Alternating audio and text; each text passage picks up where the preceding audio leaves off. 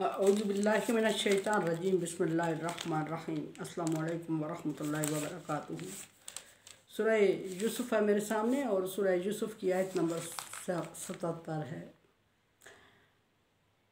पारा नंबर 13 है और रुकू नंबर 3 चल रहा है और किस्सा यूसुफ चल रहा है। यूसुफ अलैहिस्सलाम के आयत नंबर 76 में 75 और 76 में यूसुफ अलैहिस्सलाम के भाइयों पर मिस्र में चोरी का इल्ज़ाम लगता है और वो अपनी सफाई पेश कर रहे हैं। और सफाई पेश करने के साथ साथ यूसुफ अलैहिस्सलाम ने जब उनसे पूछवाया कि अगर चोरी साबित हो जाती है तो फिर आपके के ख्याल में सज़ा क्या होनी चाहिए, तो उन्होंने अपनी शरीयत के मुताबिक सज़ा खुद ही तजवीज़ की कि जिसके पास से चोरी शुदा माल बरामद होगा उसको बादशाह अपनी तहवील में रखेगा जब तक चाहेगा या जब तक ज़िंदगी है उसकी।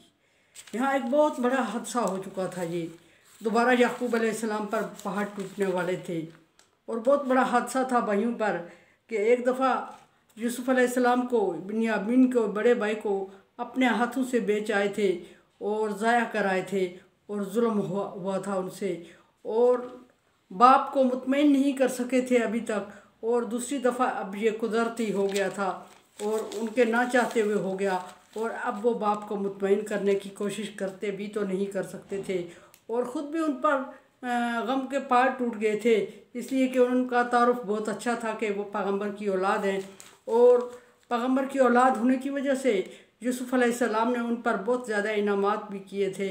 लेकिन यहाँ मसला हार गए कि चोरी साबित हो चुकी है। जब सामान तलाशी हुआ तो बिन्यामीन के सामान से जाम निकल आया। जब जाम निकल आया तो भाई बहुत परेशान हो गए और उन्होंने या यूसुफ अलैहिस्सलाम या अजीज़ मिस्र की मिन्नतें करना तरले करना शुरू कर दिए और तरह तरह के हीले बहाने और वास्ते दिए और बहुत खुशामदें की। और याकूब अलैहिस्सलाम जो कि पैगंबर वक्त थे किनान के, उनका भी हवाला देते हुए, जो इनके वालिद थे उनका हवाला देते हुए यूसुफ अलैहिस्सलाम को तरस खाने की तरफ भी मोड़ा गया कि किसी तरह यूसुफ अलैहिस्सलाम रहम खा जाएं और तरस खाते हुए भाई को वापस कर दें। यूसुफ अलैहिस्सलाम से अर्ज़ की शाही मिस्र से दूसरे अल्फाज में कि हमारा जो भाई है ये बहुत लाडला है और बाप का चहीता है और हमारे जो बाप हैं वो बहुत ज़्यादा बुज़ुर्ग हो चुके हैं और उनकी यह अब की जो कंडीशन है, अब की जो कैफियत है, वो ये सदमा बर्दाश्त नहीं कर पाएंगे। करीब है कि वो इस सदमे की वजह से जान दे दें। तो आप हमें एक रहम दिल और मोहसन और आपने हम पे बहुत बड़े एहसानात किए हैं, जहाँ वहाँ ये एहसान भी कर दें कि हमारे बाप भाई को ना ये नहीं कि इसको छोड़ दें, सज़ा इसकी माफ़ कर दें, इसकी जगह हम में से किसी एक को रख लें सज़ा में और इसको छोड़ दें ताकि हमारा बाप ज़िंदगी के आखिरी दिनों में ये सदमा ना बर्दाश्त करे। ये बातें इससे भी ज़्यादा हुई, लेकिन उससे पहले क्या कहते हैं कुरान पाक की ज़ुबान में देखते हैं। भाई मुश्किल में पड़ गए और एकदम उनकी ज़ुबान से जो निकला वो ये अल्फाज नहीं थे जो मैंने बोले, रहम के और अपील नहीं थी, दरख्वास्त नहीं थी, बल्कि उनके दिल में यूसुफ बिन्यामीन के लिए नफ़रत के जज्बात उमड़ आए। नफ़रत के जज्बात क्यों उमड़ आए कि उन्होंने कहा कि ये इसने हमें बदनाम करवा दिया, इसने जाम चुरा के अपने सामान में रखा और सरेआम हम इसकी वजह से बदनाम हुए और फिर ये कि अजीज़ मिस्र के हम पे एहसानात भी बड़े हैं और इसने ये क्या कर दिया। जब ये अल्फाज उन्होंने कहे यूसुफ अलैहिस्सलाम के सामने, ये सोचा और सोचने के साथ ही उनकी ज़बान से ये निकल आई बात सच कि कालू इन यसरिक फ़क़द सरक अखुल लहू मिन क़ब्ल। ये निकला ना चोर, कर दी ना इसने फिर अपनी हरकत। ये सिर्फ इसी ने नहीं की बल्कि इससे पहले भाई इसका था जो कि इस तरह की हरकत कर चुका था। ये इनके माँ की तरफ से फितरत है इनकी, और भाई ने भी की थी, बड़े भाई ने यूसुफ ने भी, और इसने भी कर ली। यूसुफ अलैहिस्सलाम को ये बात बहुत नागवार गुजरी। फ़असर्रहा यूसुफ फ़ी नफ्सी, यूसुफ अलैहिस्सलाम ने बहुत नागवारी महसूस की दिल में, लेकिन ज़ुबान खामोश रखी और बहुत नागवारी महसूस करते हुए भाइयों से कहा कि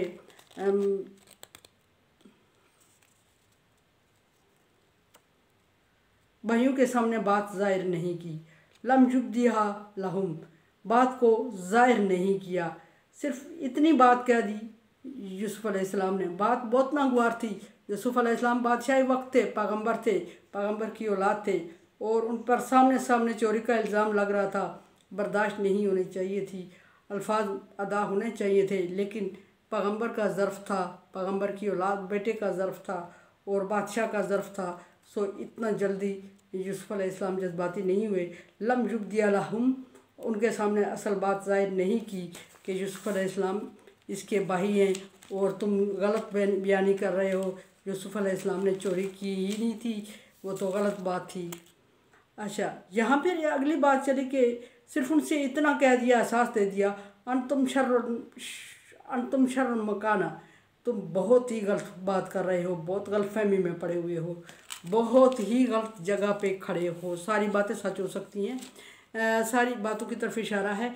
बहुत गलत कह रहे हो कि यूसुफ अलैहिस्सलाम समझते थे कि बहुत बड़ा इल्ज़ाम लगा रहे हैं और गलतफहमी में हो। अगर इसका तर्जुमा किया जाए तो भी ठीक है कि यूसुफ अलैहिस्सलाम को ने उनको बताना था कि यूसुफ अलैहिस्सलाम ने चोरी नहीं की थी, बल्कि एक गलतफहमी डाल दी गई थी और बहुत बुरी जगह पे, बुरी मुकाम पे खड़े हो।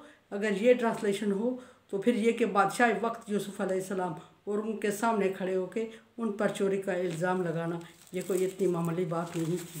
सो यूसुफ अलैहिस्सलाम ने उनसे कहा, अंतुम शर्रुन मकान, तुम बहुत ही गलत लोग हो, गलत किस्म के।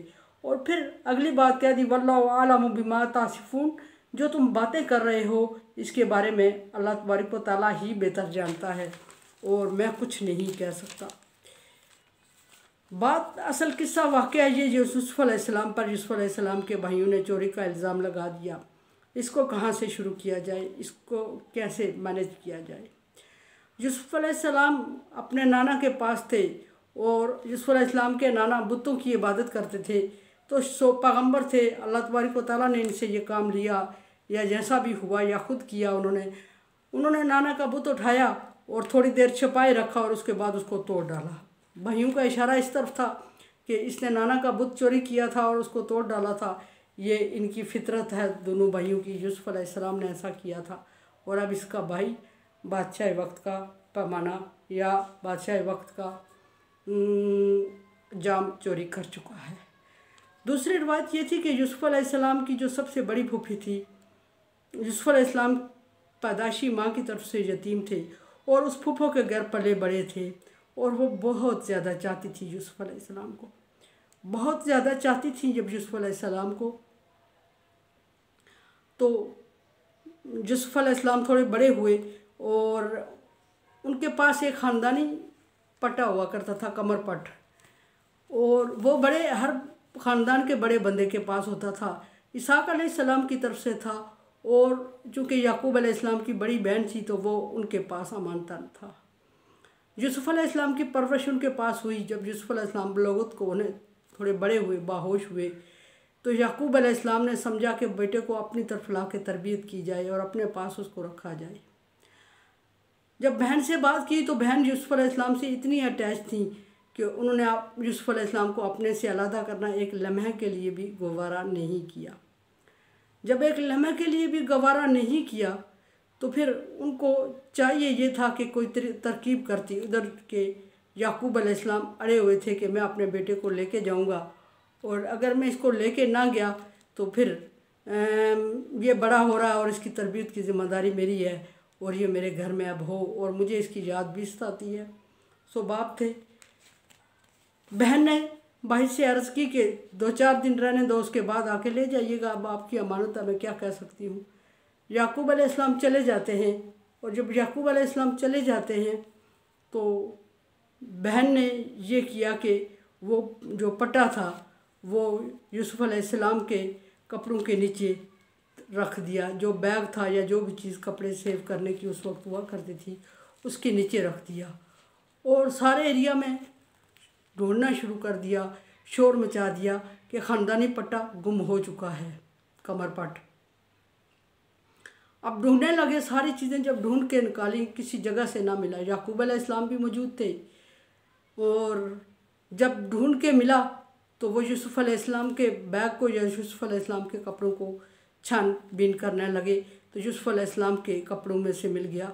चूँकि फूफी ने खुद तरकीब की हुई थी ये एक कि मेरे पास रुकने का कोई और एक बहाना मिल जाएगा और बच्चा मेरे पास रहेगा।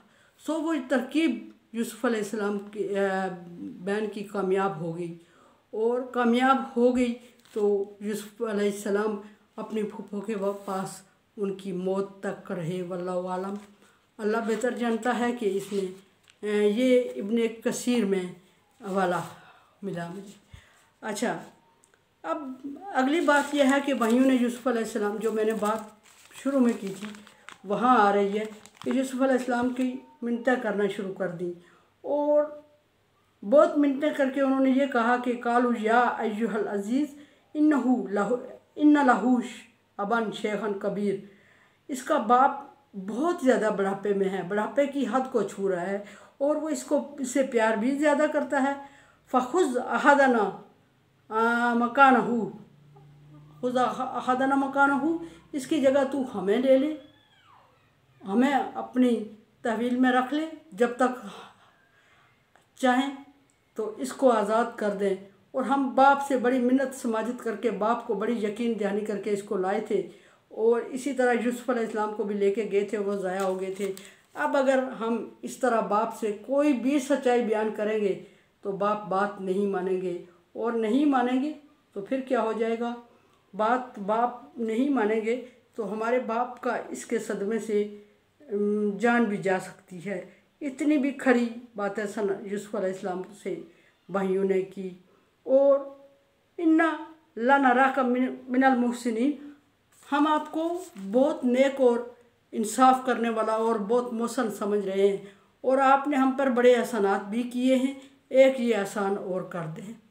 ये कह के यूसुफ़ अलैहिस्सलाम को माइल करने की कोशिश की और मिन्नत समाजत की कोई हद छोड़ी नहीं है जो यूसुफ़ अलैहिस्सलाम से ना की हो।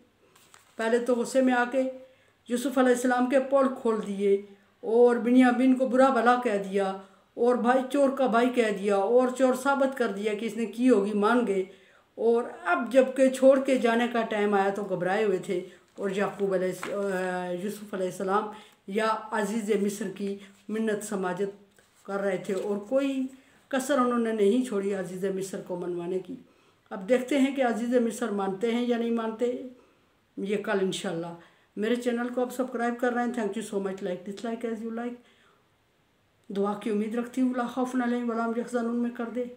अल्लाह तबारक व तआला से दुआ है कि उस तरह दिन का काम ले जिस तरह वो चाहता है और अपनी मर्ज़ी के ख़िलाफ़ कोई बात हमारी ज़ुबान से ना निकलवाए। मेरे लिए ये दुआ किया करें। और कोरोना वायरस से बचने के लिए एहतियाती तदाबीर, वैक्सीनेशन, सबसे बड़ी वैक्सीनेशन दुआ है। अल्लाह से दुआ करें। अल्लाह हाफ़िज़।